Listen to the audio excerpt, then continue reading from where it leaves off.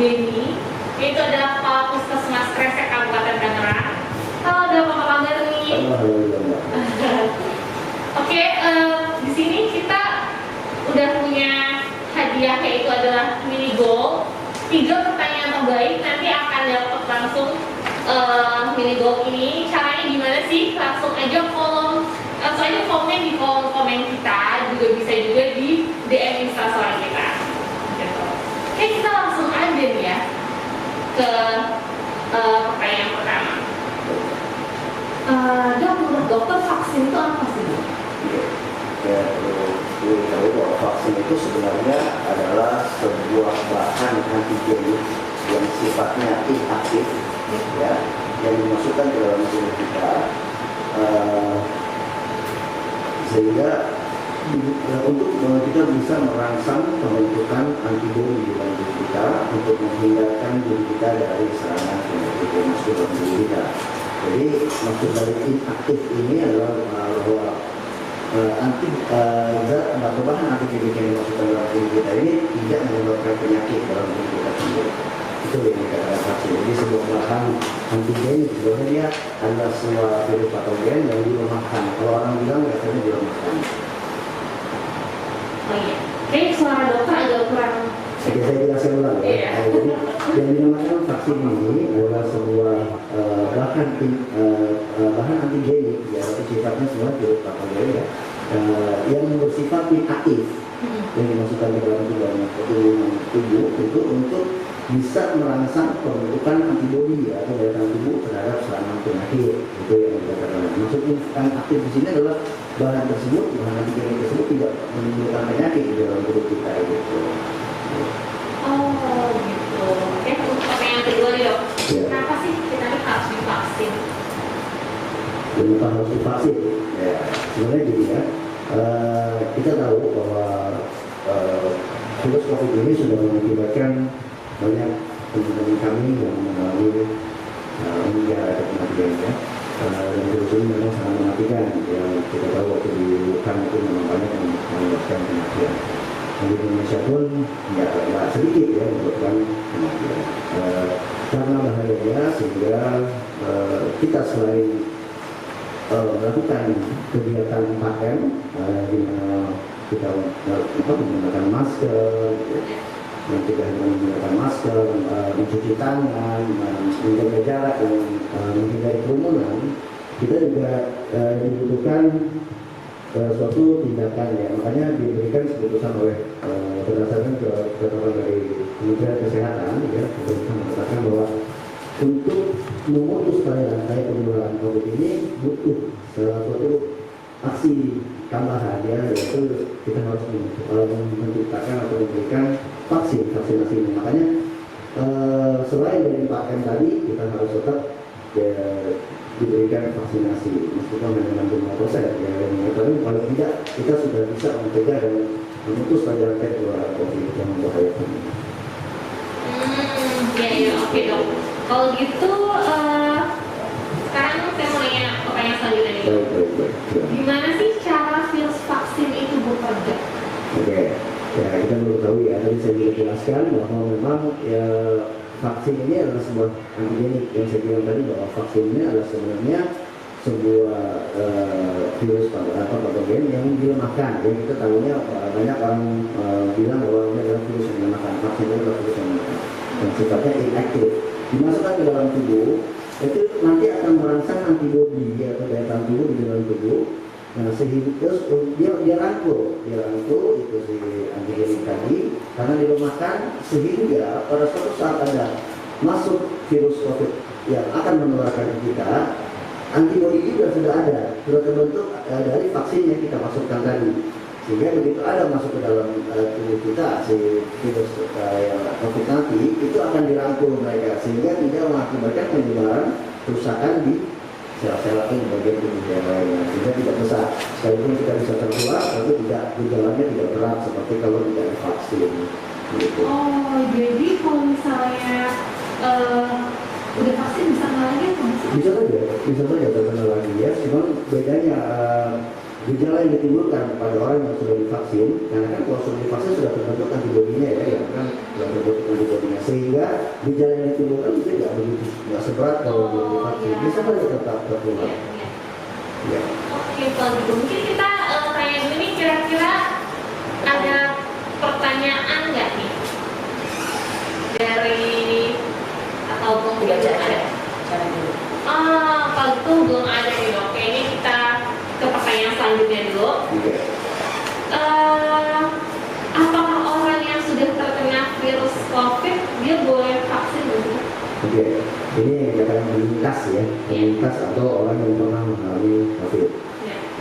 Kita perlu tahu bahwa seseorang yang ini menurut pakar biomolekuler kita ya, Bapak Akhinatus dan Handoyo, beliau mengatakan bahwa seseorang yang pernah terinfeksi virus COVID itu dia akan membentuk antibodi, tapi antibodinya tidak maksimal atau tidak optimal, sehingga kalau dia gejalanya tidak berat, itu paling minimal dia bisa memiliki antibodi selama 3 bulan. Nah, sementara kalau mereka yang mempunyai gejala berat itu bisa sampai 6 bulan pembentukan antibodinya. Nah, maka dari itu sehingga seseorang yang memang terus sebagai penyintas ya, sebagai yang pernah kena itu sudah ada antibodinya selama 3 atau 6 bulan tergantung dari gejala yang disebabkan. Nah, tidak ada masalah sih seandainya kita mau suntik lagi juga, tapi memang sebaiknya memang ditunda dulu sampai kalau memang gejalanya ringan setelah 3 bulan baru disuntikan lagi atau setelah 6 bulan. Tapi menurut saran dari pakar biomolekuler kita tadi, Bapak Ahmad, silakan saja itu boleh dikatakan sebagai booster nih. Ya, begitu. Mungkin ini kali dok ya, kita vaksinnya buat orang-orang yang belum kena dulu, nanti kalau udah semua yang divaksin baru yang udah kena COVID. Ya, beda berarti ya, itu tadi yang saya bilang tadi ya. Jadi tergantung kalau memang gejalanya itu ringan, gejalanya dia pernah tes ya selama 3 bulan ya. Dan kalau yang berat 6 bulan, boleh disuntikan setelah memang diperkirakan antibodinya sudah masalah. Boleh ditunda dulu atau bagaimana. Ya, yang penting bisa disuntikan.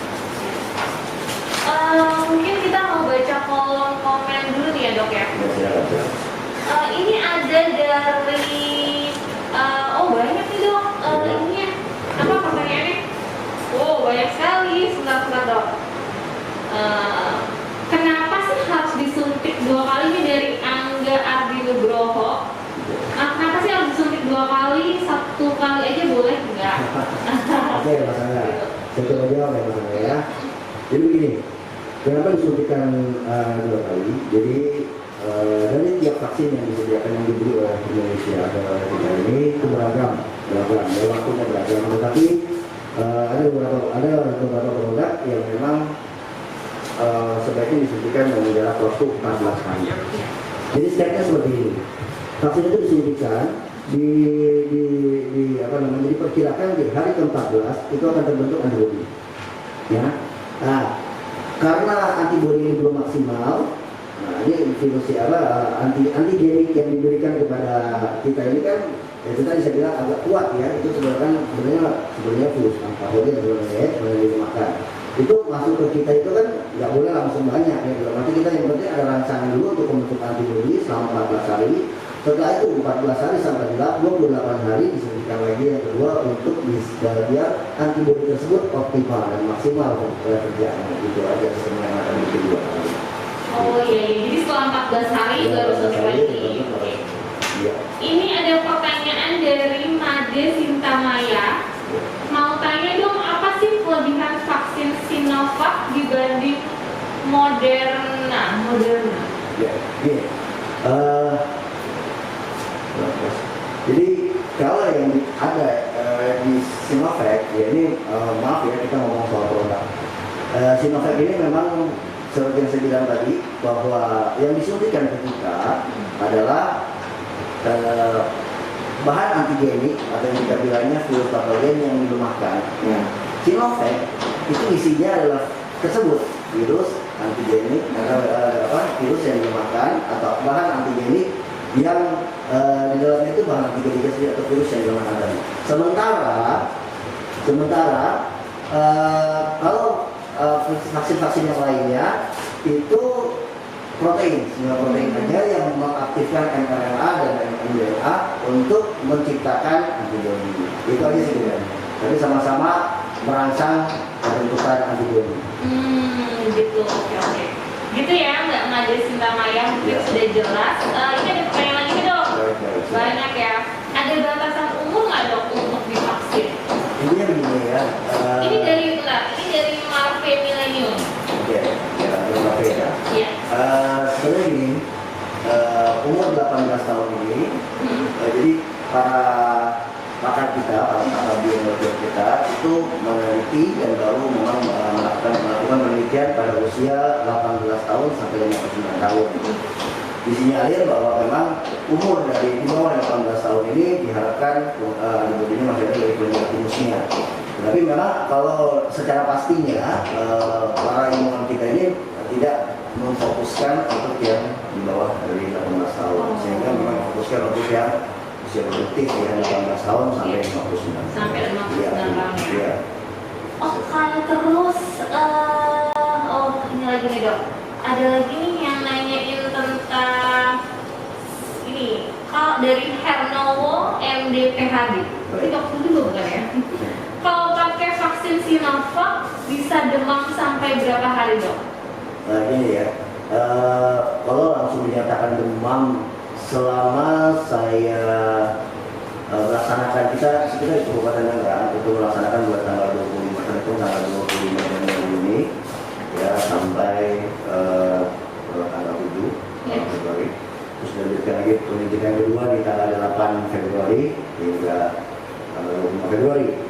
Nah itu selama penyuntikan yang kita lakukan sampai saat ini itu tidak kita temukan demam. Ya, tidak ada gejala kipi yang menandakan demam. Tidak ada ya. Ada juga kalaupun efeknya kuat dalam tubuh, reaksinya kuat di dalam tubuh seorang tersebut, paling sakit-sakit badan. Mungkin dari sakit-sakit badannya ini atau inflamasi dari ototnya ini yang mengakibatkan demam. Jadi sebenarnya kalau untuk efek samping yang demam tinggi itu enggak sih. Ya, jadi justru efek yang paling dirasakan mungkin untuk pertama kali suntik itu ada sedikit goyangannya, tapi tidak berat. Nah, setelah itu beberapa jam kemudian hilang. Jadi kalau dilakukan langsung aktivitas nggak ada efek itu. Jadi ini Mas Hernowo ini nggak ada demam.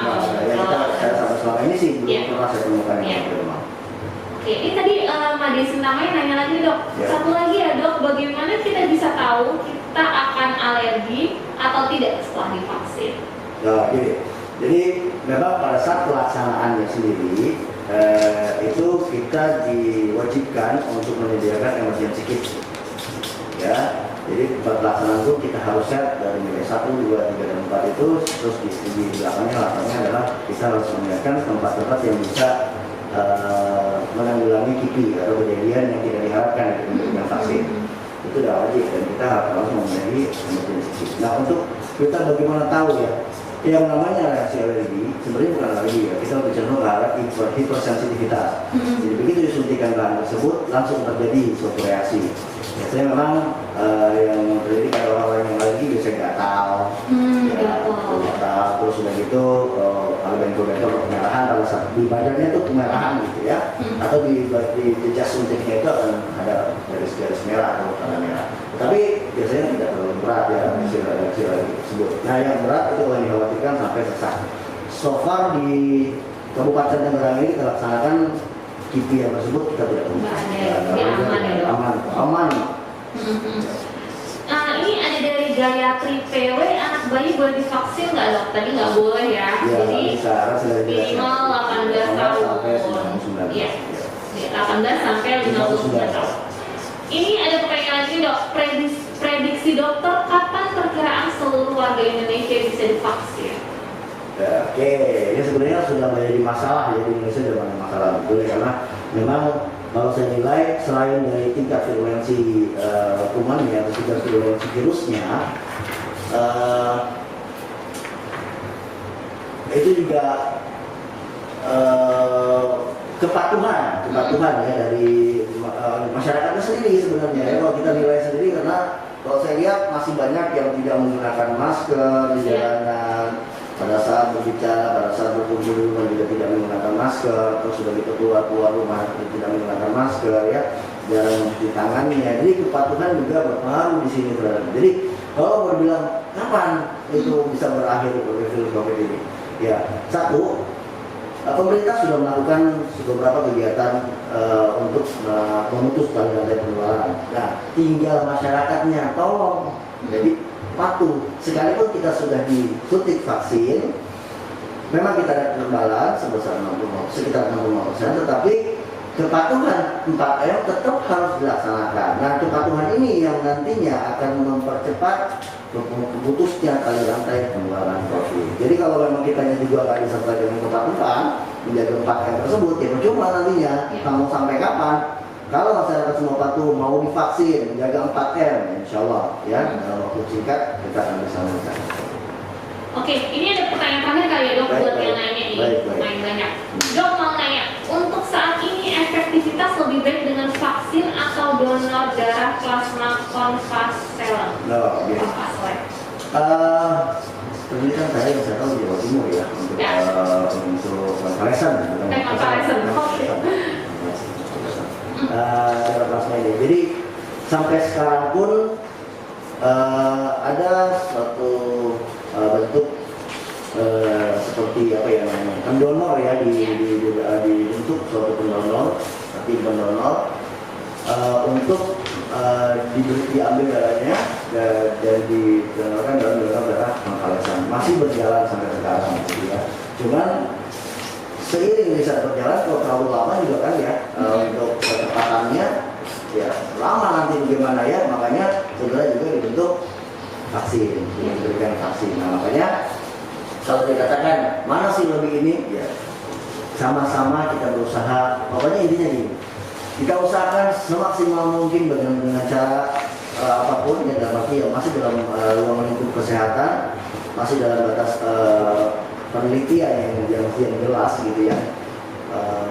Kita lakukan apapun caranya supaya bisa memutus rantai penularan COVID gitu ya. Jadi kalau menggunakan bandingkan ya, sementara ini memang vaksin yang sudah terbukti bisa sampai ya. Jadi apa sih pesan dokter untuk seluruh warga Indonesia yang masih mempertanyakan vaksin?